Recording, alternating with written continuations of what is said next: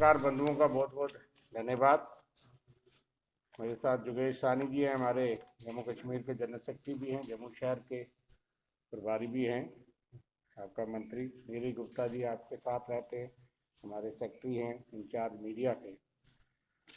आज एक इशू तो ये है कि जिस तरीके से यकायक एक कानून और एक पंचायत के बारे में नए किस्म का हदबंदी मिशन शुरू किया है। आप जानते हैं कि कांग्रेस पार्टी ने, स्वर्गीय राजीव गांधी ने इस देश के इतिहास का सपना पूरा किया था जब पंचायत राज निज़ाम पूरे देश में कायम हुआ। 73rd और शहरों के लिए 74th अमेंडमेंट, दोनों को मिला करके शहर और गांव के जो हमारे नुमाइंदे हैं उनको पंचायत राज इंस्टीट्यूशंस हम कहते हैं। पंचायत राज निज़ाम है power to the people at grass root level. उसके तहत जम्मू कश्मीर में भी यहाँ पे मुतवातर कांग्रेस पार्टी ने स्ट्रगल करती रही और जब जब भी हम कोलिशन गवर्नमेंट में आए हमने 73rd के बहुत सारे प्रावधान जम्मू कश्मीर के पंचायत राज में लगाए। मैं आपको याद दिलाऊं कि 73rd और 74th के तहत देहात और शहर में 33% जो आरक्षण है वो 73rd की वजह से जम्मू कश्मीर पंचायत राज में है। वो कांग्रेस पार्टी का जो देश भर में मॉडल है 73rd का, उसी का हिस्सा है कि आज आपको 8000 से ज्यादा जो है वो सरपंच और पंच 8300 के करीब आपको नजर आती हैं देहातों में। क्योंकि रिजर्वेशन है इसलिए हमारी महिलाएं सरपंच और पंच बनी। उसके बाद ये कानून जो है 2004 में हमने रिजर्वेशन का लाया। शेड्यूल कास्ट और शेड्यूल ट्राइब के लिए उनको पॉपुलेशन के आधार पे ब्लॉक में जितने होती उतने सरपंच और पंच रिजर्व किए। आज बड़ी संख्या जो है वो SC और ST जो है वो उस रिजर्वेशन की वजह से पूरे जो है वो जम्मू कश्मीर में आपको नजर आता है। शहरों के अंदर आपको काउंसलर्स नजर आती है और जो कारपोरेटर्स और काउंसलर नजर आती हैं महिलाएं, शेड्यूल कास्ट, शेड्यूल ट्राइब। ये कांग्रेस पार्टी का जम्मू कश्मीर में हम PDP के साथ भी रहे, नेशनल कॉन्फ्रेंस के साथ भी रहे और उस दौरान में हमने तमाम ये अमेंडमेंट्स जम्मू कश्मीर के कानून में करवाई। हमारे नेता राहुल गांधी जी भी यहाँ आए। आपको मालूम होगा हम कोलिशन में थे तब भी जो है इस बात पे हमारी टकराव भी होता था, लेकिन हमने 3 और कानून बनाए थे।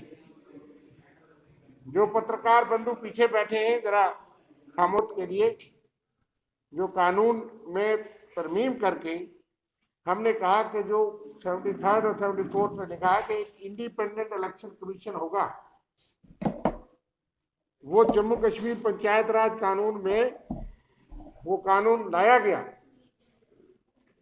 इंडिपेंडेंट इलेक्शन कमीशन का मतलब कि हाई कोर्ट जज रिटायर या उस लेवल का एक शख्स जो है वो सरकार के दबाव के बाहर होगा, जो कि तमाम पंचायत का और अर्बन बॉडीज का, म्यूनिसिपल कॉर्पोरेशन का डिलिमिटेशन हदबंदी से लेकर के चुनाव तक सबकी सुपरिटेंडेंस कंट्रोल करेगा।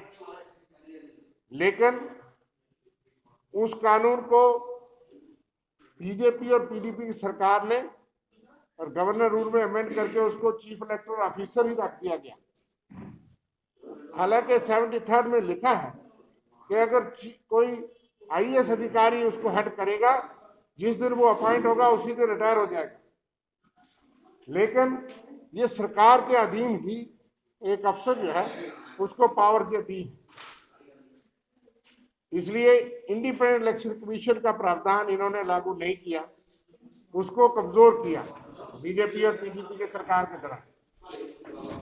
उसके बाद फाइनेंस कमीशन कि म्यूनिसिपैलिटी और पंचायत को पैसा कहां से मिलेगा के लिए एक रिकमेंडेशन देगा कि सरकार की आमदनी का कितना % पंचायत को और अर्बन बॉडीज को जाएगा।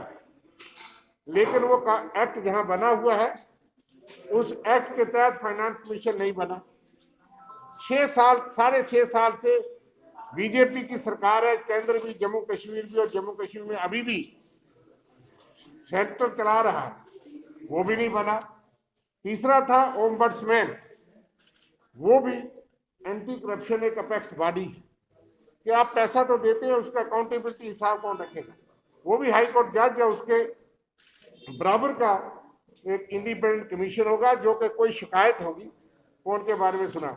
ये चीजें तो की नहीं, उल्टा जो है वो बीजेपी पीडीपी की सरकार में सरपंच को कहा गया था कि इंडायरेक्ट चुनाव होगा, डायरेक्ट नहीं होगा। लेकिन अब जब बीडीसी के चुनाव हो गए, एक्ट में था कि district planning and development board, उसमें बीडीसी के जो चुने हुए नुमाइंदे हैं, चेयरमैन, और म्यूनिसिपल कमेटी जो टाउनरी कमेटी, जिनको म्यूनिसिपल काउंसिल और म्यूनिसिपल कमेटी, इन दोनों के चुने हुए लोग जो पंचों सरपंचों द्वारा और उनके द्वारा चुने गए हैं, उनको अधिकार था कि वो डिस्ट्रिक्ट बोर्ड के चेयरमैन के लिए और वाइस चेयरमैन के लिए इलेक्शन लड़ेंगे, वोट भी उनके होंगे।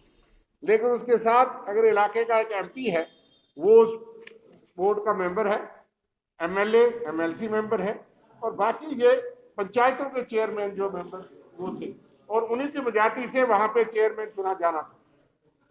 और आपने 2 साल पहले जब चुनाव कराए, हालात इतने खराब थे कि 2 दर्जन के करीब हमारे पंचायत के नुमाइंदे और पॉलिटिकल वर्कर जो है उन्होंने शहादत दी, वो जोखिम लेकर के चुनाव लड़े।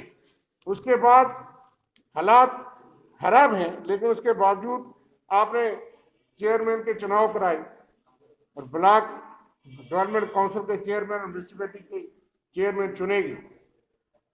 वो इस मकसद से चुने गए कि इन्होंने कल डिस्ट्रिक्ट बोर्ड का चेयरमैन बनना है या चुनना है, उन्हीं में से चुनना था।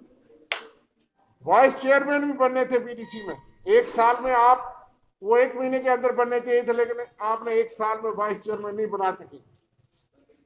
लेकिन अब जब ये कानून भी रातों रात बदला जाता है, किसी को मशवरा नहीं होता, इलेक्शन अथॉरिटी को पता नहीं, इलेक्शन कमीशन नहीं, और आपने 3 दिन दे दिए और आपने कहा कि एक डायरेक्ट इलेक्शन होंगे एमएलए की तरह, और बीडीसी चेयरमैन और म्यूनिसिपैलिटी के चेयरमैन के अधिकार खत्म कर दिए।